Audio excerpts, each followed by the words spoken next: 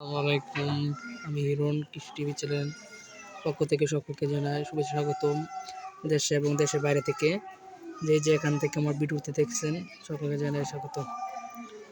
আজকে যে বিষয়টি নিয়ে আলোচনা করব, দেশি মুরগি ছেড়ে পালন করলে যে সমস্যাটি হয় এবং কী কী অসুবিধা হয় এবং কী কী লাভ হয়। দেশি মুরগি যারা ছেড়ে পালন করি সাধারণত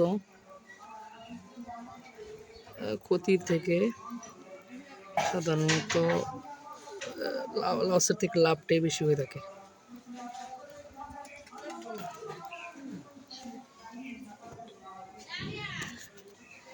তো যারা খাঁচায় পালন করে তাদেরকে সাধারণত যারা খাঁচা পালন করে তাদেরকে প্রচুর পরিমাণে খাবার দিতে হয় এবং খাবারের খরচ হয় এবং বিষয় যারা ছেড়ে পালন করে তাদের লাভটাই বেশি হয়ে থাকে। তো তো মাঝে মধ্যে তাদের ঠান্ডাজনিত সমস্যা হয়, তো আপনার সঠিক সময় যদি সঠিক চিকিৎসা করেন তাহলে সুস্থ হয়ে যায়।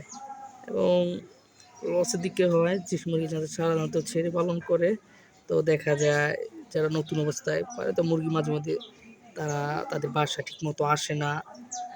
আপনার এইভাবে যদি না আসে, আপনাকে 2-1 দিন তাদেরকে মানে দাও দিবেন বা মানে খুঁজে যে 2-1 দিন বার করতে হবে।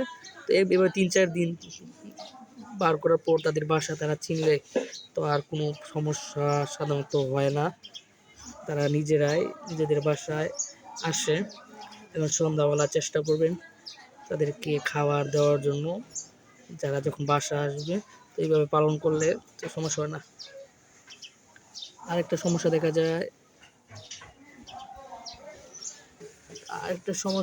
যায় দেশি মুরগির ফাউল পক্স ওটা হয়। তো আপনারা যদি ছেলে পালন করেন তাহলে কোনো প্রবলেম হয় না। এই প্রবলেম শুধু এতটুকুই হয়, ঠান্ডা লাগবে এবং মাঝে মধ্যে ঠান্ডা এবং নাক দিয়ে পানি করে জিমায়, তো আপনারা চিকিৎসা করবেন, সুস্থ হয়ে যাবে, কোনো প্রবলেম থাকবে না। ওই যে আমার কোয়েল পাখিগুলো দেখতেছেন, খাঁচার মধ্যে আমি অনেকগুলো কোয়েল পাখি পালি। তো এখানে কোয়েল পাখি পালনের লাভ আছে, এখানে অনেকগুলো কোয়েল পাখি আছে, আপনাদেরকে দেখাবো।